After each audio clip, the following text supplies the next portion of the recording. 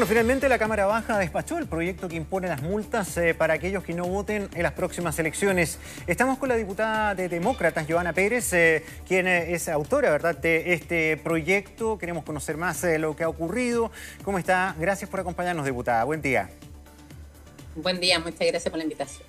Bueno, finalmente esto fue aprobado de manera bien transversal, ¿eh? Hay muy poquitos votos en contra, menos de 10 y algunas abstenciones, pero fue bien contundente el resultado. No obstante, esto no estuvo exento de polémicas y en primer lugar, y es la primera pregunta, muchos nos preguntamos, ¿pero por qué en este país se tiene que tomar esta decisión a última hora? Falta, no sé, un poco más de un mes, 2 meses con suerte para la elección y recién estamos normando la situación. Gonzalo, esto tiene una explicación. Aquí hubo una dilación importante. Nosotros estos proyectos los presentamos el 2019.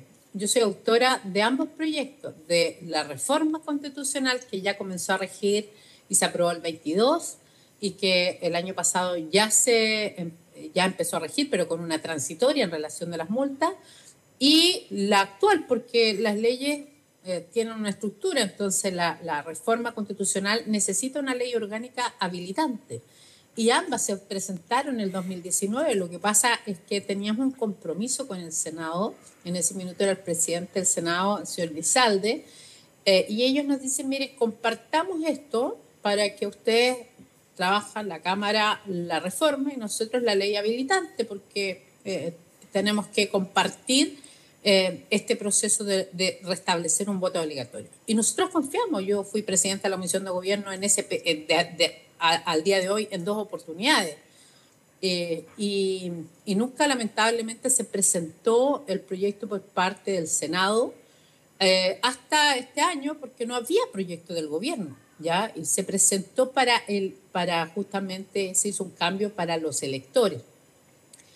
Y electores incluye a extranjeros. Entonces el gobierno sale al ruedo y dice, miren, nosotros no estamos disponibles para que voten todos los extranjeros, porque casi son 1 millón de extranjeros, y nuestro proyecto surge y se retoma porque hablaba de ciudadanos. Entonces queda una incongruencia, pero además, ¿cierto?, incluso porque la multa era solo para los chilenos y nacionalizados, aún así nos costaron los votos, ¿ya? Y tuvimos que llegar a un acuerdo más amplio con una reforma constitucional futura, porque el gobierno fue la condición que nos puso para avanzar y que tenían que hacer de manera paralela. Por eso se votaron esto. Entonces, no es que la Cámara, ni esta diputada que ha sido emocionante de ambas iniciativas, quisiera sacar la última hora, es porque tuvimos obstáculos y porque no quería el oficialismo y el gobierno tener voto obligatorio. Sí, en algún momento, diputada, ¿usted le encuentra sentido a esta discusión? Porque desde el origen ya entendimos el camino y entendemos por lo que usted ha descrito que usted responsabiliza al gobierno y al oficialismo por esta dilación en esta determinación. Pero ¿alguna vez le encontró sentido a esta discusión? Porque yo he escuchado en muchas oportunidades respecto a esto de que, a ver, pero ¿qué lógica tiene un voto obligatorio sin multa o sin sanción? ¿Es voluntario? No tenía. Sí, no tenía ni una lógica. Primero, ¿por qué instalamos esto? Porque el 2012 comenzó a regir el voto voluntario y sabemos que se necesitaba un refuerzo a la democracia, porque este gobierno se eligió con un 30% de participación versus un 70% que no opinó. Y tuvimos momentos bien difíciles después del estallido social, y por eso quisimos dar un refuerzo a la democracia, pero esto iba con más propuestas, ya desde mayor participación ciudadana, desde educación cívica, desde mayor transparencia en los partidos políticos. O sea, dimos una discusión muy amplia, pero uno a veces puede legislar en la medida de lo posible porque no tienes la urgencia, no tienes la concurrencia del gobierno, no tenemos iniciativa en todas las materias. Y lo que teníamos era justamente la reforma constitucional, establecía un voto obligatorio, pero no había una multa, y era lo más irrisorio que se puede entender, porque si no hay una multa asociada es como que no hay una sanción y por lo tanto queda lecho muerta lo del voto obligatorio, no hay ninguna obligación. Y por eso era complejo, porque las señales que daba el gobierno en algún minuto y también parlamentarios oficialistas, que ayer también quedaron demostrados quienes no cumplieron con el acuerdo oficialista, es como que no quieren cumplir la Constitución, ¿ya? En el fondo era eso lo que sentía la ciudadanía, y para mí también es decepcionante porque uno dice, ¿cómo puedo estar 6 años sin poder sacar estas materias oportunamente? Y el gobierno no quiso hacerlo en el 2024 de manera permanente, porque la reforma es permanente. Hoy día, con esto que vamos a despachar, queda de manera permanente, ¿ya? Pero nos costó, y usted lo vio. Sí, sí. Ahora, cosas que ya se han dicho, pero me parece que es importante subrayar. Lo que entra en vigencia ahora ya, para el 16 de noviembre, es la multa para quienes no voten. Pero la participación de extranjeros se pospuso para 2026 con los nuevos requisitos que en el fondo endurecen o hacen más difícil que una persona extranjera pueda votar en Chile. Se suman requisitos como que estén más tiempo en el país, 10 años, entre otras cosas. Pero que tiene que quedar claro, lo que rige y lo que funciona al tiro es la multa en noviembre. Ahora, acá tengo harta gente que está participando en nuestras redes. Hay mucha gente conectada, por ejemplo, en YouTube. Y Juan Darrigrandi dice, la multa por no votar debería ser por lo menos de 500.000 pesos. A ver, mire, yo no sé si 500.000 pesos,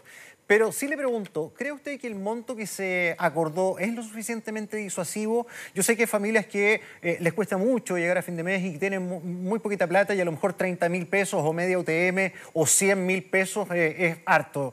Pero ¿será bien disuasivo para la mayoría de las personas que a lo mejor no querían votar? Porque además el juez de policía local tiene un año para pronunciarse y a ver qué multa impone, porque tiene este tramo, ¿no?, para poder elegir la multa entre media UTM y una UTM completa. Bueno, nuestro proyecto era inicialmente desde el mismo del 2019 0,5 a 3 UTM, que era lo que teníamos antes también, ¿ya?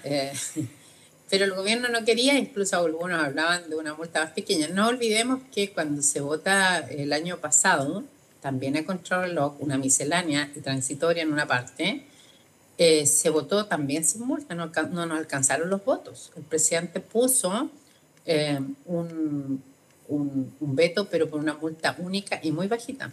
Entonces, el gobierno no ha querido dar una señal. Yo represento un distrito de muchos adultos mayores y de personas también vulnerables, y ellos mismos me dicen que la multa sea alta. ¿Por qué? Para que vayan a votar, porque hay mucho sentido de las personas que dicen, oye, tenemos que tomar las decisiones colectivamente para que la gente después también se haga responsable de lo que decide mayoritariamente. No puede un 30%, como lo decíamos, decidir por un 70%. Entonces hay personas, sobre todo los adultos mayores, que yo hago un reconocimiento, que son muy responsables, que sienten que tienen deberes y derechos, ¿ya? Y eso es lo que yo lamento de esta discusión en materia del voto extranjero, porque quienes legislamos en su minuto para mejorar nuestra ley migratoria, que no lo podíamos lograr desde el año 75, el gobierno impuso una materia que está bien, nosotros estamos de acuerdo en que hay que poner más requisitos para que extranjeros voten. De hecho, Gonzalo, mis 2 proyectos nunca incorporaba a los extranjeros. Yo siempre hablé de ciudadanos y eran transversales, pero nos cambiaron en el Senado a electores. Entonces uno dice, mira, demos una discusión de fondo el tema migratorio, porque así como tienen hoy día, reclama la izquierda o el oficialismo que le estamos dando demasiados derechos, bueno, también revisemos qué beneficios sociales tienen según cierto vivienda, salud, educación, garantizada en algunas cosas por sobre los nacionales. Entonces, esto es más de fondo y el gobierno en el fondo exigió avanzar en esto, pero bien a matacaballo, ¿ya? Y eso a mí me molesta, porque en el fondo dijo, no vamos a permitir esto hasta que no salga esto otro, pero de manera bien irresponsable. Entonces yo concurrí al acuerdo porque de lo contrario no habríamos tenido una multa, que eso era perjudicial también para nuestro sistema, ¿no?, para la confianza. Sí.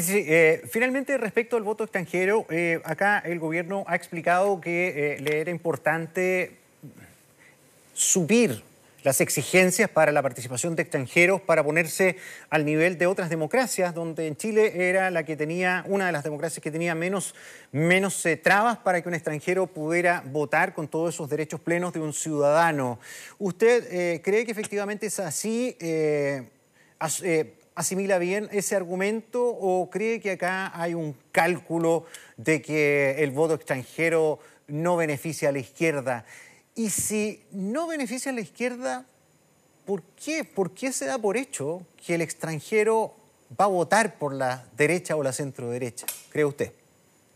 Bueno, yo creo que sí hay un cálculo del gobierno, por eso no ha querido implementar de manera permanente el voto obligatorio. Y porque además tenemos una ola migratoria de Venezuela que viene arrancando una narcodictadura y que va a castigar un voto de izquierda, o sea, a un sector de izquierda. Y eso está ahí, hay encuestas, y es de toda lógica que el oficialismo, que ya se acostumbró a gobernar por minoría, ya porque en el fondo un 30-35% decide por el resto, ya mayoritario.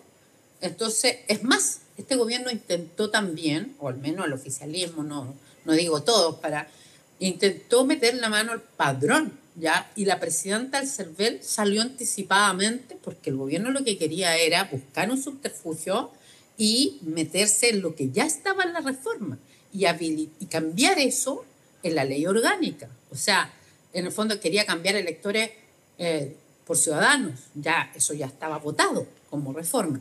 Entonces, creo que es complejo y el gobierno lo intentó varias veces. Es cosa de ver cómo iban los parlamentarios oficialistas, especialmente del Partido Socialista, que iban a la Comisión de Gobierno a extender las horas, a hablar de sobremanera, para que no votáramos en los tiempos. Entonces, nos costó, pero finalmente yo creo en la buena política y confié en que el gobierno, de cuando el presidente de la República, que yo puedo tener diferencias, fuimos colegas, trabajamos varios proyectos, pero como presidente de la República dijo, no, aquí se va a cumplir con el voto obligatorio y ordenó a sus ministros también, porque entre ministro y ministro también se quitaron el piso. Entonces, esto fue bochornoso. Yo creo que no tenemos nunca más que volver a pasar y espero que la clase política que sigue, que continúe, esté a la altura de las circunstancias y porque hoy día mis urgencias son seguridad, reactivación económica, el presupuesto 2026, las rebajas, qué pasa con nuestras policías en esas rebajas. Entonces, esa es nuestra preocupación y tener que estar legislando en un proceso donde además somos muchos incumbentes, lo advertimos al gobierno y no nos consideró. Así que yo creo que varias cuentas se pagan en esto, pero principalmente se daña la confianza, la fe pública en las instituciones, en la democracia y nos hacemos un daño entre todos. Bien, diputada Pérez, muchísimas gracias por acompañarnos esta mañana en Mega Noticias. Que tenga buen día. Buen día, Gonzalo. Muchas gracias.